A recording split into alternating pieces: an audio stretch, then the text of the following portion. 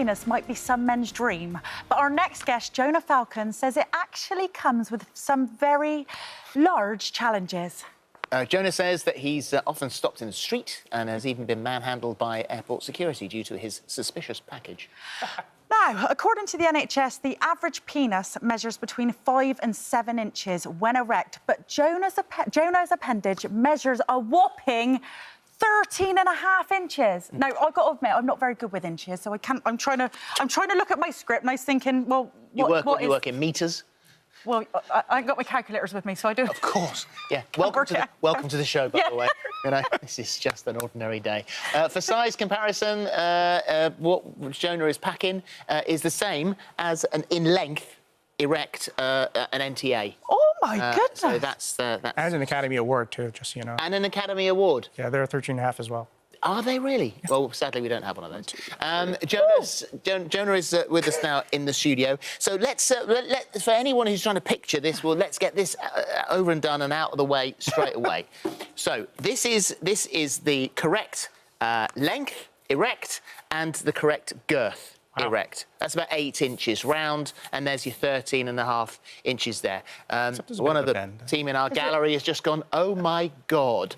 So is that about right? I can always check because of my hands. 1, 2, and yeah, pretty accurate. Yeah. See, here's the thing. I never think of it like this. Well, you wouldn't. I think of it like this. 1, 2, 3, and a bit. Right. Because this is exactly 4 inches. Okay. So I'm not, 13.5 is a bit, it's more like 13 point, more than a quarter, less than a half. Well, I mean, you are like a living emoji. The thing is that, at least it's not the poo and this emoji. is our team, by the way, who said we've got to use all of this stuff. So this is the length of it flaccid. So you are actually a living aubergine. Basically. Let me see that. Flaccid? Flaccid. Yeah, well, I'm not this thick at the end. No, right, okay, yeah. We're not talking about girth there, we're just talking about length. 1, 2. Yeah, here's the thing. I look down, there's nothing special. I don't compare it to objects, but then when I take out the ruler, and it's like, oh, okay. Mm. So now we've got the the picture of the thing now. So I can for do better you, than that. Oh, really? This is just for you, Philip. Oh, right, okay, yeah. Oh, Lord. This is just for you, Philip. Just for us, okay? Just for us. No. So you don't have to use all that imagining. Right, okay. Necessary. Just... Right, all right. Oh, my fire! So now you no longer have to compare it to these objects. Congratulations. Well done. Well, here's the thing. Flaccid, I'm all over the place. They have pictures, tons of me. I know. All I do is Google Jonah Falcon Vice, and it's like. Yeah. Well, let's get into the way it affects your life, because you do say that. I mean, you are an actor, but you've never wanted to go into porn. No. And so, do you think having something like this? Obviously, you've been on here a couple of times now, and 2012. One of our iconic guests. A lot of people say, wow. But are there areas here where you think it's hampered me? Well, here's the thing. I'm going to talk about how the sausage is made, not the regular Hollywood sausage. Right. Whenever you are put up for a role, for large studio films, the studio has to approve you. Yeah. Right. And studios tend to be very conservative. So in order for me to do anything, it would have to be sort of like an indie film, where they don't care. As a matter of fact, I'm currently writing a script because people urge me to, and there's some people who say, well, we'll make it for you if you finish the script. So I have some motivation that help destroy my writer's block. Right. I mean, like we said, it could be some men's dream, but all I keep thinking is, you're obviously used to having a big John Thomas, but does it ever get in the way? Just think about men whose names are actually John Thomas. Oh, if they have to... Do you not call it that? No. Oh. I'm just thinking about actual men whose names are John Thomas. You're right. It's like, I'm just saying, my name is John Thomas, and it's like they have to answer all sorts of questions after that. But does it get, in your zipper?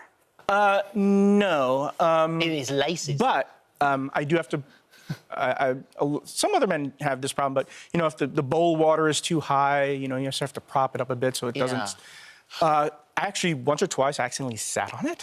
So it's like, ow. You sat on it? Yeah. What about because you've said that, you know, people see you in the street, they know you now, they recognise you, and they'll ask to see it. They you know, and that, you said 10,000 times people have asked to see it. Yeah. What about actually falling in love with someone where it's just a part of you, but not, you know, it doesn't define you? It's happened. I won't say if it's happening now, but I've had, you know, people who actually, you know, it's sort of like it becomes a part of you and becomes a feature of you that they really enjoy, but it isn't the dominating part of that relationship. It's sort of like, well, I love you because of that, and it's really a great bonus, but the rest of you I enjoy too. But haven't there been people, you know, I know you're bisexual, so it could, you know, sort of a nice wide scale. Right. But there would be people who go, oh, God, if they didn't know you, no, sorry, that is daunting, it's frightening. I've had that once, but they already knew. Here's the thing is that even when I don't tell people, they sort of know already, no matter what I'm doing. Sort of like the way I carry myself. It's sort of like, because here's the thing, it does grant a bit of, I'm not going to say confidence, but a lack of insecurity. You know, like, I don't have to worry about that. Sure. I worry about money. I'm not worrying about this. So do you ever get worried that some women might stay or some men might stay with you because of the size of your John Thomas? Again, using money as an analogy, that's sort of akin to someone saying, do they just love me because I'm rich? Yeah. I've never worried about that. Right. If it's a one-night stand, it's a one-night stand. That's it. You know? And it has essentially, you know, occasionally got you into trouble in an airport security. Oh, yeah. Once I had it hanging, you know, just had it strapped, not strapped, but, you know, it's just down the part, you know, halfway to my leg. And it's sort of like they asked me if I was, the first funny thing they said is, do you have a tumor? I said, no. Which I think would be someone's first thought, you know, if they saw it. So do you have to wear normal underwear or do you have to buy special? I wear normal underwear. I've learned if I'm going to go through security and thing to sort of ball it up a bit so it looks like a round mass rather than, you know. So it's malleable. Ball it. Not malleable. And God help me if I get an erection if I do that. No, it's also, I'm going to have to say this, my testicles are proportionately as large, so. Oh, they're both big? Yes. Well, that's handy, I suppose, isn't it? 'Cause that... Well, no, because that creates more of a bulge. Right, OK. Right. Yeah. Has there ever been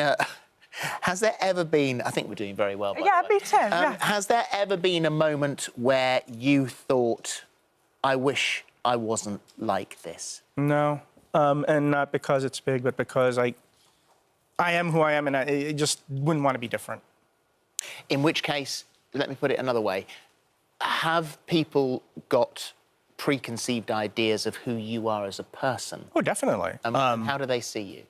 For one thing, people who know that you're super well endowed, they think you're less intelligent. As a matter of fact, you can read a lot of books like Kurt Vonnegut. Billy Pilgrim was supposed to be hung like a horse, but Kurt Vonnegut also said he's kind of stupid, you know. So they have that. They also think that I am sexually a clod. That I'm one. It's like, get out of the way, here I come. No. As a matter of fact, I'm going to say this. Sexually, I use my mouth a lot. Right. I use my mouth a lot. What a waste. I'm going to say, just, you know, I'm going to say something right here, very erogenous. Yeah? You know? Oh, Don't tell me you've got enormous nipples as well. No. Okay. I'm talking about them. I mean, my mouth. Oh. And, oh, by the way, I'm not Gene Simmons. My tongue is normal sized. Right. So. Well, that might explain why I mean, you've had a few Hollywood partners. I know you're not allowed to say who they are, but you get that a lot. Oscar nominees and Oscar winners, you've said. Well, yeah, here's the thing. A large majority are just very well known. They're not necessarily Hollywood. Right. As a matter of fact, a good chunk of them come from the British Isles. So, but... Ooh. Do they contact you? What do they contact you? Friends of friends. I mean, you know... But isn't that all a bit hollow and a bit sad? Are you thinking, right, OK, they're contacting you purely to check it out? Here's the thing. It's actually normal for a lot of people, and it doesn't always have to do with that. It's whatever features. Oh, he's really. Oh, you should see his. Actually, here's the thing. A lot of people, when they're with me, when I start making out with them, they start focusing on my eyes because they're very green. Yeah. So that sort of like takes over, you know, and it's also something I can show off in public. Yeah. Yeah, that's always a good thing. But no, it's normal. There is a man, Roberto Esquinel Cabrera, Right. who's a Mexican, and he claims he's got 18.9 inches. Well, he has a foreskin that is 13 inches. Because here's the thing. I saw the CAT scan, and I talked to a tabloid. I'm not sure if it was the Sun. I think it was the Sun who saw it, and he said it was absolutely gross. How do you know that? Well, here's the thing. The CAT scan is easily seen, and you can see that he's actually normal, and he just he ritually stretched his foreskin since he was a teenager. Right. Okay. Like a polar neck. I don't want to know the details. No, neither do I. Well, Jonah. Jonah, amazing. It's always a pleasure to have you on here. Yes. It's always absolutely fascinating. You stop everybody in their tracks. We wish you well. Thank you. Have you found love? Have you got someone who really loves you? For you? Maybe. Oh, brilliant. There's a maybe there. Good. Oh, brilliant. Here's the thing. LDR. LDR. Long distance relationship. Oh, okay. yeah. Well, that's all right because you've got. Yeah. No, I'm not that big.